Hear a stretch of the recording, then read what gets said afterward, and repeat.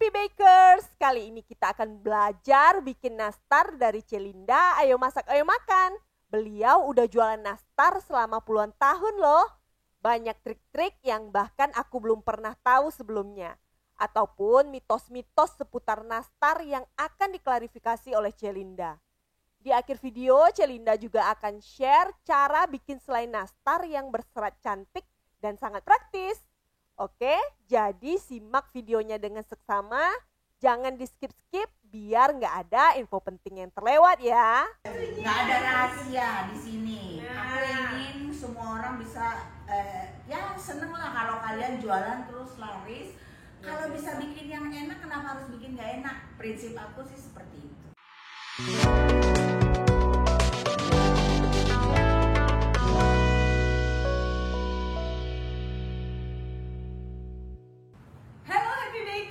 Jumpa lagi di YouTube channel Lina Chandra. Kali ini kita kedatangan tamu yang sangat spesial, YouTuber kesayangan kita yang sangat banyak penggemarnya. Udah menanti di sebelah sana. Nah, langsung aja kita panggilin ya, Celinda dari Ayo Masak Ayo Makan. Sangat spesial loh, hari ini kita akan bikin sesuatu. Ini Celinda bisa dibilang ahlinya nih, udah sangat banyak yang jualan pakai resep dan juga yang pasti tips-tips yang sangat detail dari Celinda. Hai semua, hari ini kebetulan nih aku diundang khusus untuk ngajarin teman-teman kita di channelnya Lina Chandra untuk belajar nastar. Dan ini adalah nastar lumer. Jadi kalau kalian bikin nastar ini mudah-mudahan ya kita akan ajarkan supaya nastarnya nggak pecah. Kemudian olesan kuning telurnya juga nggak copot-copot, dan udah pasti ini lumer, enak, layak dijual. Oke, yuk langsung aja kita mulai ya, jangan di skip-skip karena banyak tips penting dari Celinda ya, jangan sampai ada yang ketinggalan. Oke, terus kita mulai aja. Pertama kita akan mixer menteganya dulu. Menteganya ya. Di sini saya pakai full mentega ya. Oke, ini kita cairin atau gimana aja? Enggak, kebetulan ini aku pakai Wisman dan Korman AMF. Korman AMF ini memang dia sedikit cair karena dia berminyak banget ya. Gak usah khawatir, kalian bisa pakai apa aja, mau pakai margarin aja juga bisa ya. Oh, walaupun suhu udah mencair gini nggak apa-apa ya, nggak masalah ya. Untuk kue kering nggak masalah, kecuali kamu mau bikin kayak lapis Surabaya yang menteganya harus di mixer, harus naik, kayak itu nggak bisa. Gula halus. Oke, gula halus masuk. Dan karena kita pakai mentega full, jadi ini unsalted, kita perlu garam. Tapi seandainya kalian pakai margarin, ini garamnya nggak perlu ya. Nah ini sekarang kita akan mixer dengan kecepatannya sedang aja, nggak usah lama-lama. Cukup 1 menit sampai semuanya tercampur dengan rata. Tapi misalkan kita pakai margarin itu kan cenderung dia keras. Nah itu mungkin perlu sedikit lebih lama. 1 menit aja ya, Cek. Tadi aku aduk dulu biar nggak berterbangan di gula halusnya. Jadi sesudah itu baru kita nyalakan mixernya. Jadi itu tipsnya supaya mixer kita awet juga. Kalau nggak nanti misalnya ada tepung itu bisa masuk ke mesin. Berapa sih? Steaknya bisa 2 atau 3 boleh.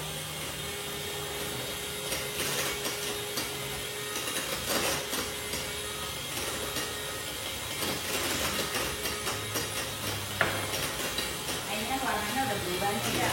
Tadi kan warnanya masih kuning tua gitu ya. Setelah kita mixer sebentar, warnanya akan berubah jadi kuning pucat.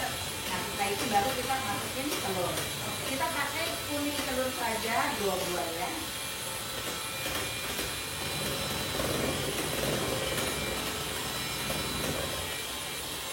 Juga misalnya bentar aja ya, Cek? Ya.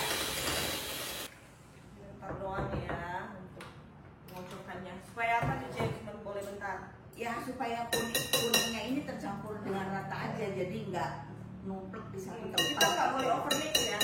Jangan, karena nanti sebenarnya aku juga nggak tahu artinya apa, cepet melebar atau gimana, kurang tahu ya. Karena saya nggak pernah melakukan misalkan di mixer sampai 10 menit itu nggak pernah. Jadi asal aja ya. Oke, lalu tepung terigu. Di sini saya pakai tepung terigu protein rendah ya. Tepung terigu protein rendah karena saya udah biasa bikin dengan mentega ini, dengan tepung ini, jadi saya langsung aja, nggak usah dikurang-kurangin, maksudnya dipakai sebagian-sebagian, nggak perlu. Tetapi apabila kalian baru pertama kali pakai jenis mentega tertentu atau tepung tertentu, masukinnya sedikit-sedikit, karena takutnya kekerasan atau kelembekan dan sebagainya ya. Nggak perlu diayak kan, Cek? Aku nggak perlu. Nanti kita aduk-aduk juga dia udah tercampur dengan rata dan akan halus dengan sendirinya. Kadang ada yang bilang mesti disangrai. No, kata saya paling anti itu. Kenapa? Karena gini, saya sudah pakai tepung terigu protein rendah. Jadi tepung ini sudah khusus dibikin untuk kue kering, nggak perlu lagi disangrai. Kalau kalian sangrai, kalian tuh merusak struktur dari tepung yang kita butuhkan. Karena saya udah pernah coba, penasaran juga dong sebagai tukang kue kering ya. Omongan orang bener apa enggak sih gitu, kita bikin. Tapi setelah saya bikin, aduh rasanya kering. Karena kamu ini udah tepung terigu protein rendah, ya kadar airnya udah sedikit, kadar glutennya sedikit, kalian goreng dia akan hancur. Akhirnya jadi kering. Ketika dimakan tuh seret di leher kalau buat saya dan buat langganan saya lah. Tadi kita udah masukin tepung terigu protein rendah. Sekarang kita pakai susu bubuk. Di sini susu bubuk saya hanya pakai 25 gram. Tapi seandainya ada yang mau sih, aku mau susunya tambahin, boleh nggak? Boleh aja gitu. Kalau kalian tambahin susu, misalkan ini saya 25 gram, kalian tambahin susu 50 gram. Terus terigunya dikurangi 50 gram, jangan. Karena ini tepung teksturnya beda dengan terigu. Jadi kalian bisa kurangin setengah aja. Misalkan kamu masukin susu 50 gram lagi, kamu kuranginnya 25 gram aja. Terigunya. Wajib terigu dikurangin karena kan kamu ada penambahan jenis-jenis yang lain ya. Nah, ini sekarang kita pakai tepung maizena. Tepung maizena ada juga kadang orang bilang, "Ci, aku nggak mau pakai tepung maizena, boleh nggak?" Boleh aja. Kan kamu yang bikin gitu. Tapi kalau kamu tanya, rasanya bisa sama nggak sih? Ya tentu saja beda ya. Semua jenis bahan yang saya masukin ke sini itu ada gunanya, bukan iseng-iseng nggak ada kerjaan semua saya masukin gitu, enggak.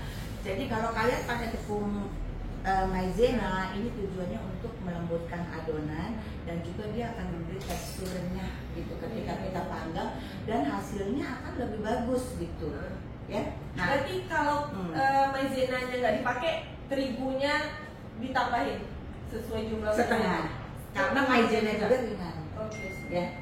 Kalau ada yang bilang, "Ci, aku maizena lebih banyak, boleh nggak?" Boleh aja gitu. Teksturnya sama nggak sih hasilnya? Tentu saja beda. Apapun yang kalian rubah dari resep yang saya sudah bikin ini, hasilnya pasti beda, nggak akan sama ya. Iya, kalau mau kayak Celinda, ikutin sesuai resep. Sekarang ini kalian kalau mau aduk-aduk dengan spatula boleh, karena ada orang yang bilang, "Ci, aku takut kalau katanya nggak boleh banyak diulek, nggak boleh." Silakan. Tapi kalau saya pribadi, saya jualan udah puluhan tahun ya, jualan kue kering terutama nastar, saya selalu pakai tangan, nggak pakai spatula ya. Jadi nanti masing-masing sesuai ya. Cuman ini kita hanya pakai ujung-ujung jarinya aja, jadi nggak sampai ini telapak tangan semuanya di begini, enggak ya. Cuman ininya aja nih ya, ini beginiin aja tuh nih. Lihat, jari saya masih bagus ya. Ini telapak tangannya masih bersih ya. Nah, cuman gini-gini aja. Pelan-pelan nanti dia akan tercampur dengan rata. Seandainya nanti kelihatannya kok ini kayaknya kelembekan nih, saya mau tambahin terigu, jangan. Aduk aja. Nanti lama-lama dia akan menjadi satu konsistensi adonan yang baik. Nah, kalau udah kayak gini tepungnya udah nggak gitu kelihatan, udah tinggal banyak menteganya, ini kita baru aduk balik kayak gini. Tuh. Ini penting banget ya tips cara. Kalian lihat, ini kan lama-lama mentega yang nempel di baskom ini ikut terangkat ya. Jadi hasil akhir ini adonannya harus menjadi satu bulatan yang utuh dan tidak menempel. Kalis istilahnya ya. Ya pokoknya nggak nempel di tangan, nggak nempel di baskom. Tadi menteganya kelihatan berminyak kan? Tapi hasilnya bagus kan? Iya. Nah, kalau yang sudah seperti ini, Kalau udah bagus, nih kalian lihat tuh, udah makin lama makin bagus kan? Nggak ada yang nempel lagi di dasarnya. Ya. Juga kelihatannya juga udah mulai nyatu kan, udah jadi cantik ya. Nah kalau udah seperti ini, tuh, kalian mau simpen di kulkas bisa, tapi mau langsung dikerjain juga bisa. Kalau aku biasanya aku simpen dulu di kulkas selama 30 menit. Nah, tekstur adonannya udah cakep ya, Ce. Ini kalau kita pulung udah pas nih ya. Iya. Udah nggak retak. Nah, jadi nanti kalau misalkan repot nih ya ditimbang-timbang kan susah nih. Kita ambil aja 1 sendok teh kurang lebih. Ini hasilnya Kalau kita sekitar timbang, 7 gram.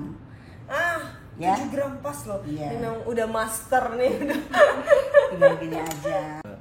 Nah, kita akan minta bantuan dari tamu istimewa kita, Mak Sani, ya Mak.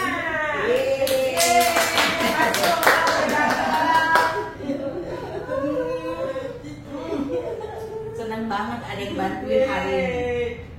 Ya, yuk sini sayang, bantuin kita timbang-timbang sama bulet-bulet karena ini nastar nih bikinnya lumayan agak lama.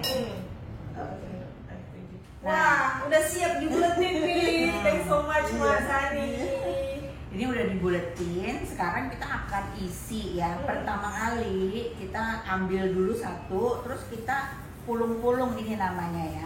Pulung-pulungnya nggak perlu lama, cukup sekitar 4-5 detik aja. Itu akan bikin nastar kalian lebih lumer dan warnanya harus kayak gini ya. Oh iya. Berubah kan? Berubah. Jadi ini lebih tua, Iya. yang ini lebih terang setelah Iya. dipulung-pulung. Setelah dipulung-pulung, tapi kalau kalian pulungnya kelamaan, nanti akan jadi hitam. Bukan jadi lebih terang. Makanya hanya 4-5 detik saja, 6 detik maksimal ya. Jadi kalau isinya ini kan tadi 7 gram. Nah, kulitnya 7 gram, sebaiknya isinya tuh 5 gram. Supaya rasanya tuh benar-benar enak ketika kita gigit langsung nyas gitu. Pokoknya mantap lah ya. Harus 5 gram. Kalau 4 gram gimana? Kalau 4 gram nanti kebanyakan ininya. Lebih banyak rasa kulitnya gitu ya. Cuman kebetulan ini aku bawa yang 4 gram ya. Jadi kita akan bikin ininya 6 gram. Jadi seandainya ini 4 gram, kulitnya 6 gram. Nah, ini aku pulung-pulung ya. Kemudian kita tipiskan, taruh di sini ya. Nah, kita ambil satu. Ini nanasnya udah dibuletin dulu ya dan sudah disimpan di kulkas. Sekarang ambil di sini sedikit karena ini kelebihan, jadi aku taruh di sini ya. Nah, kenapa mesti disobek kayak gitu, Ci? Supaya tangan kita nih nggak sentuh nanasnya, ya. Tangannya Bersih. Itu trik. Ya, kalau misalkan tangannya belepotan nanas, nanti atasnya tuh coklat-coklat nastar kalian. Nah, Iya. ya. Ini selain nastarnya cakep banget loh warnanya, Chef. Iya, itu saya pakai apa tuh? Bikinnya pakai apa? Signora apa itu? Slow juicer. Iya. Nah, praktis banget. Nanti kita share videonya juga Iya, ya, Cek, ya. Cara videonya bikin juga ada. selain nastarnya. Kemarin aku udah bikin duluan ya. Nah, kayak Praktis gini ya. banget kalau pakai slow juicer Signora. Jadi dia langsung kepisah tuh antara ampas dan sarinya. Kita masak sarinya dulu ya, Cek, ya. Iya. Biar lebih cepet. Jadi ngaduknya cuma sebentar aja, sarinya itu sudah menyusut, kita masukin ampasnya. Nah, cabut ke sini karena ini kulitnya kan kelebihan ya. Kalau misalkan pas, ambil yang sudah kita siapin di sini. Nah, kayak gini tuh, ya. Ini buletinnya harus sampai bulat sempurna, nggak ada lagi bekas belahan, bekas sambungan. Cara begini jadi nanti nggak pecah kulitnya, nggak gampang pecah. Tapi kalau kamu buletinnya belum sempurna, masih ada bekas-bekas sambungan, ya nanti ketika dipanggang dia akan pecah, ya. Nah, kalau misalkan kalian langsung dioles, taruhnya agak dibanting sedikit supaya dia nempel. Jadi ketika kita ngoles nggak lari-lari, ya. Nah, kita ulang lagi ya. Ambil satu, pulung-pulungnya kayak gini ya. 1, 2, 3, 4, 5, 6. Dah, pencet. Lihat nggak ini warnanya beda nih, tuh, ya. Nah, sekarang pindahin ke sini. Kasih ini selai nanasnya, copotin dari sini sedikit, taruh di atas. Ini telunjuk di sini, kita buletin. Sisanya kita buang, karena tadi kan kelebihan kulitnya.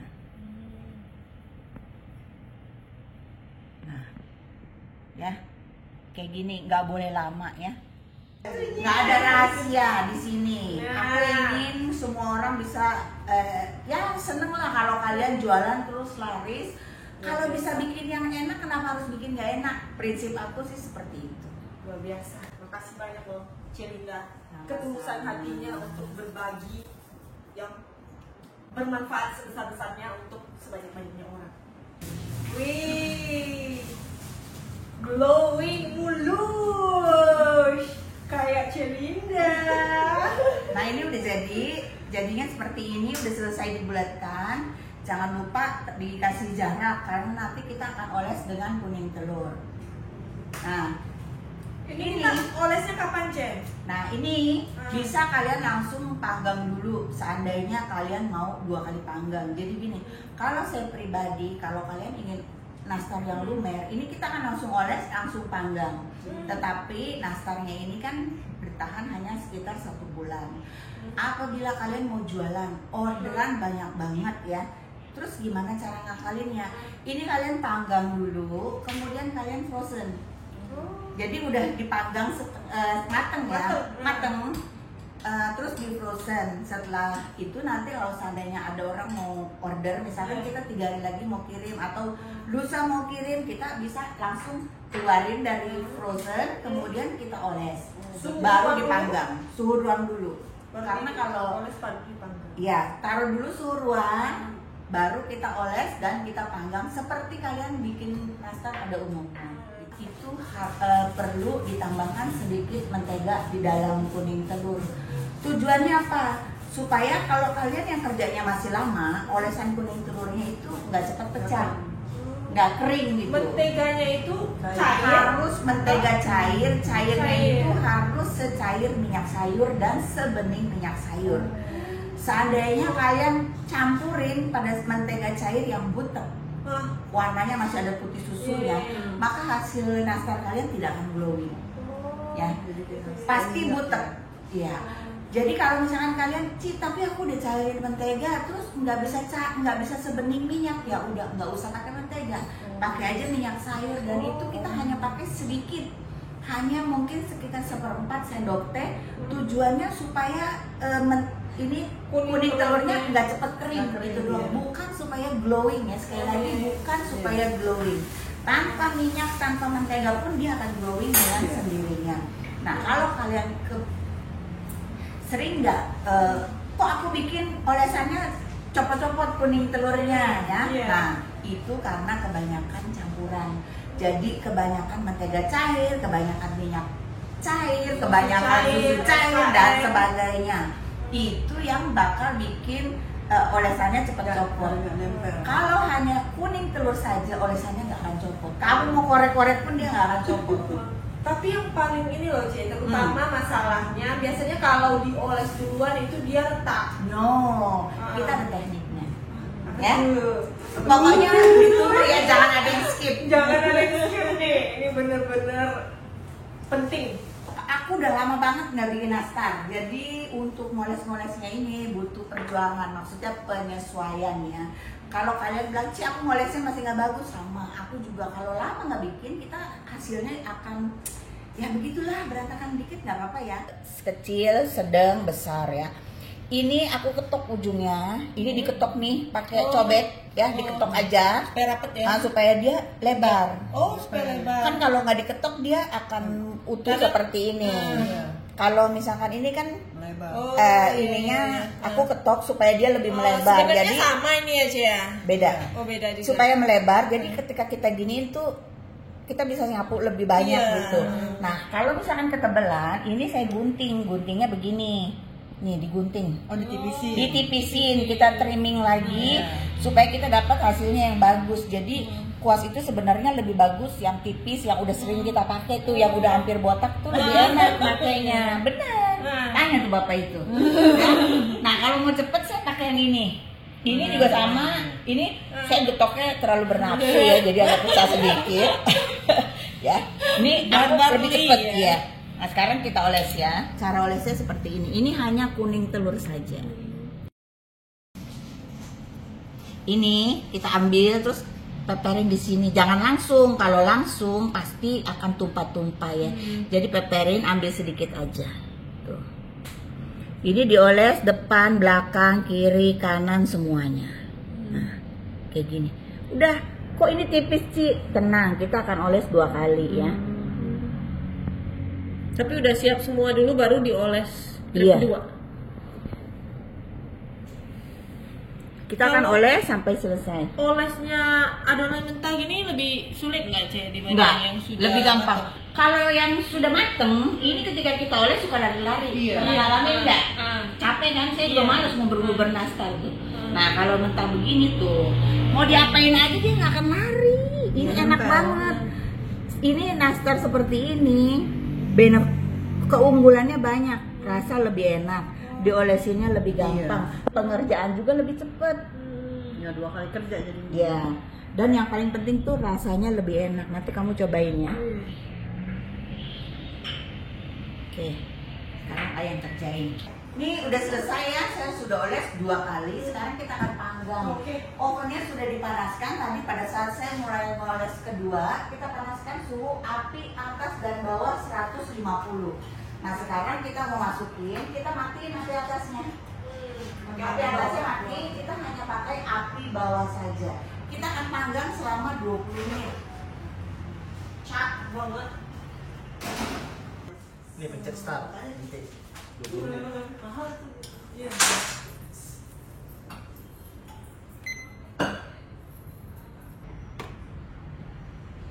Ya sekarang kita nyalain api atas 200, api bawah kita matiin sampai warna yang diinginkan tercapai. Nah ini kita akan panggang di oven yang sudah dipanaskan. Suhunya waktu saya panasin oven ini, api atas dan bawah nyala 150 derajat. Nah ketika kita sudah masukin oven, ini udah masukin loyang, api atas kita matiin, api bawah kita naikin ke 200 ya. Ini tadi kita lihat di sini ya. Nah ini ya, api atasnya ini sudah off, kemudian ini suhu bawahnya udah dinaikin 200 ya. Fan-nya mati. Yeay, udah selesai nih nastar kita. Cakep banget. Kinclong, warnanya cakep. Nih, warnanya bagus ya. Untuk bikin selainya, setelah nanas dikupas sampai bersih semua mata-matanya, lalu diproses menggunakan Big Hopper Slow Juicer Signora. Sebenarnya bisa nggak perlu dipotong-potong dulu ya, karena di bawah tabung ada pisau pemotong sebelum masuk ke bagian pemeras. Hasilnya bagus, berserat persis seperti diparut manual. Setelah itu tinggal dimasak sambil diaduk sampai warna yang diinginkan. Setelah suhu ruang, timbang dan pulung per 4 atau 5 gram. Simpan di kulkas atau kalau belum langsung digunakan, simpan di freezer. Bisa tahan berbulan-bulan. Oke, thanks for watching ya. Jangan lupa like, comment, subscribe, dan nyalakan lonceng notifikasinya. Sampai jumpa di video-video selanjutnya. Happy baking semuanya!